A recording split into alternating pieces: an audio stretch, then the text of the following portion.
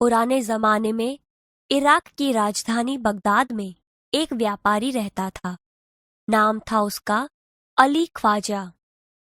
व्यापार करते करते जब उसके पास 1000 सोने की मोहरें इकट्ठी हो गईं, तो उसने मक्का शरीफ की यात्रा का निश्चय किया। क्योंकि वह अकेला रहता था, उसने अपनी जमा पूंजी अपने मित्र के यहाँ रखने का निश्चय किया।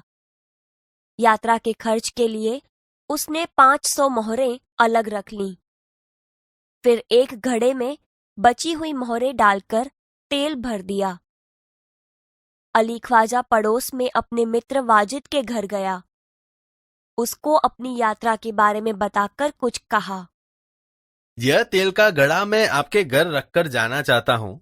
मक्का से लौटकर ले लूंगा। वाजिद ने अपने तहखाने की चाबी उसे देते हुए कहा।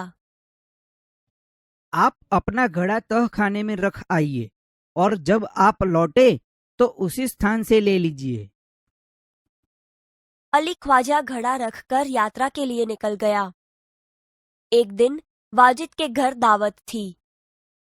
तरह तरह के पकवान बनाए हुए तेल खत्म हो गया। रात का समय था।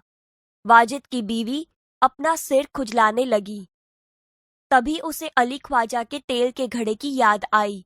उसने वाजिद से कहा, आप तहखाने के रखे तेल के घड़े से थोड़ा तेल निकाल लाइए। इस समय बाजार तो बंद है।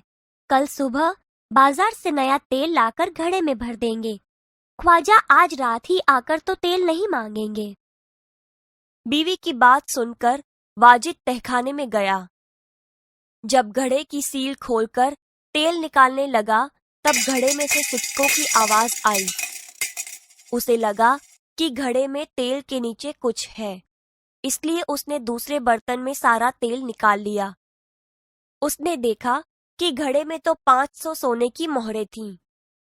उसने उन मोहरों को अपनी तिजोरी में छिपाकर रख दिया और तेल लाकर बीवी को दे दिया। अगले दिन उसने बाजार से नया तेल लेकर घड़े में भर दिया। उसे वैसे ही सीलबंद कर दिया जैसे कि ख्वाजा अली ने किया था। कुछ दिनों के बाद ख्वाजा मक्का की यात्रा से वापस आया। घर में अपना सामान रखकर वह सीधा वाजिद के घर गया और अपनी यात्रा की सारी बातें बताईं। फिर तेल का घड़ा लेकर वह घर आ गया। जब उसने घड़े का तेल निकालकर देखा, तो उसके पैरों तले जमीन ही खिसक गई। वह सिर पकड़कर बैठ गया, क्योंकि उसमें एक भी सोने की मोहर नहीं थी। वह सोचने लगा, अब क्या किया जाए। वह उल्टे पांव वाजिद के घर गया और अपनी मोहरें मांगने लगा। तेल का घड़ा आपको उसी स्थान से मिला जहां आप रख कर गए थे। मैंने तो उसे हाथ भी नहीं लगाया। मैं कैसे मान लूं कि उसमें सोने की मोहरें थी। दोनों मित्रों में कहासुनी होने लगी। दोनों का झगड़ा सुनकर आसपास के लोग इकट्ठे हो गए। उन्होंने जब झगड़े को बढ़ते हुए देखा, तो ख्वाजा से कहा कि आप काजी की अदालत में जाइए। वह ही आपके झगड़े को मिटा सकता है। ख्वाजा ने काजी की अदालत में अपनी बात रखी, परंतु पक्के सबूतों के अभाव में उसे वहां से निराश लौटना पड़ा। तब उसने बगदाद के खलीफा के यहाँ अपील की और न्याय मांगा। खलीफा ने उसकी अपील स्वीकार कर ली। खलीफा ने सारे मामले पर विचार करने के लिए कुछ समय चाहा। 1 सप्ताह बाद का समय सुनवाई के लिए दिया गया। ख्वाजा और वाजिद का किस्सा अब प्रख्यात हो गया था। खलीफा एक दिन अपना वेश बदलकर शहर में घूम रहे थे। तभी उन्होंने कुछ लड़कों को न्यायालय का खेल खेलते हुए देखा। वह छिपकर उनका खेल देखने लगे।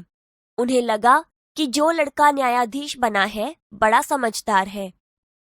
वह जिस तरह न्याय कर रहा है बिल्कुल ठीक है। इसलिए उन्होंने उस लड़के को अपने पास बुलाया और उसका नाम पूछा। खलीफा ने कहा, मेरा नाम हसन है। मैंने तुम्हारा खेल देखा। तुम बहुत समझदार हो। कल हमारे दरबार में आना। अगले दिन खलीफा के दरबार में अली ख्वाजा, वाजिद और हसन उपस्थित हुए। हसन, तुम इन दोनों के झगड़े का किस्सा सुनो और बताओ कि इनमें से कौन सच बोल रहा है।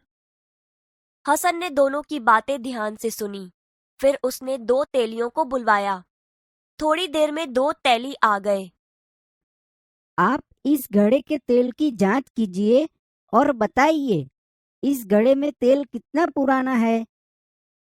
दोनों तेलियों ने बारी बारी से तेल को देखा, सूंघा और चखा, फिर अपना निर्णय दिया। घड़े का तेल 2 महीने पुराना लगता है, इससे ज्यादा नहीं। तेलियों की बात सुनकर वाजिद तो घबरा गया। अली ख्वाजा खुश हो गया। हुजूर, मैं तो 6 महीने पहले मक्का की यात्रा करने गया था, तभी मैंने तेल खरीदा था। तेलियों और अली ख्वाजा की बात सुनकर सबको वास्तविकता का ज्ञान हो गया। खलीफा को न्याय के लिए सबूत मिल गया था। खलीफा ने हसन को धन्यवाद दिया और वाजिद से कहा, आपने अली ख्वाजा के गड़े से तेल और मोहरें निकाली है, आप उन्हें वापस कीजिए और चोरी और विश्वासघात के अपराध की सजा भुगतिए। खलीफा ने हसन को बहुत सारा पुरस्कार दिया। खलीफा के दरबार में उपस्थित सभी लोगों ने हसन की सूझबूझ और न्याय की भूरी भूरी प्रशंसा की।